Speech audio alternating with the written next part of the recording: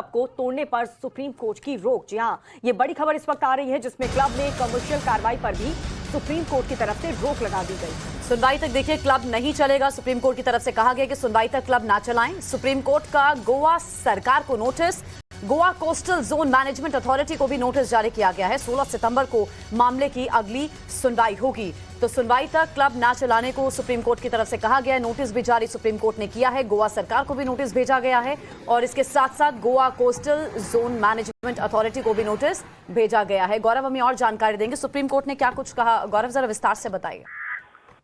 बिल्कुल, देखिए रेस्टोरेंट के जो ओनर हैं वो सुप्रीम कोर्ट पहुंचे थे और आज अर्जेंट सुनवाई की मांग जो है वरिष्ठ वकील हुजैफा अहमदी की तरफ से की गई और रेस्टोरेंट के ओनर्स की तरफ से कहा गया कि एनजीटी ने उन्हें पर्याप्त सुनवाई का मौका नहीं दिया, अपना पक्ष रखने का मौका नहीं दिया, जो कि न्याय के सिद्धांतों के खिलाफ है। और उन्होंने कहा कि एनजीटी का ऑर्डर कल रात ही अपलोड हुआ और उसके बाद आज ढहाने की कार्रवाई शुरू हो गई। ऐसे में फिलहाल उनको सुनवाई का पूरा मौका देना चाहिए।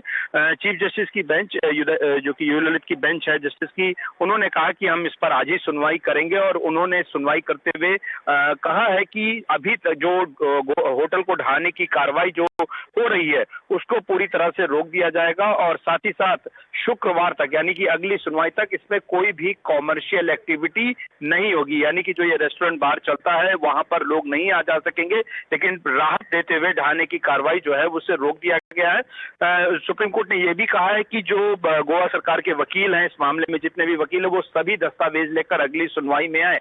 और दर्शकों के लिए बता दें कि गोवा के अंजुना बीच पर जो है वो ग्रैंड ट्रिब्यूनल ने एनजीटी ने यानी कि कर्लीज रेस्टोरेंट को जो है गिराने के आदेश दिए थे, जो कि कोस्टल रेगुलेशन जोन के नॉर्म्स के विपरीत था और उसके नियमों को धता बताकर वहां पर निर्माण किया गया था, जो कि बिल्कुल समुद्र का किनारा है। और ऐसी स्थिति में जो Goa coastal zone management authority है उसने ये कार्रवाई करते हुए इस मामले में आज ढहाने की प्रक्रिया एनजीटी के आदेश के बाद शुरू कर दी थी, जिसको चुनौती दी गई और सुप्रीम कोर्ट ने आज बड़ी राहत देते हुए कर्लीज रेस्टोरेंट के ढहाने की जो प्रक्रिया है, डिमोलिशन का जो प्रोसेस है, उस पर फिलहाल के लिए रोक लगा दी है। और जाहिर तौर पर ये जो रेस्टोरेंट है सोनाली फोगाट की मौत के बाद जो है चर्चा में आया, जहां पर तमाम जो नॉर्म्स हैं, वायलेशंस हैं, वो उस वक्त पुलिस की जांच में निकलकर सामने आए और उसके बाद इस रेस्टोरेंट पर कार्रवाई शुरू हो गई थी।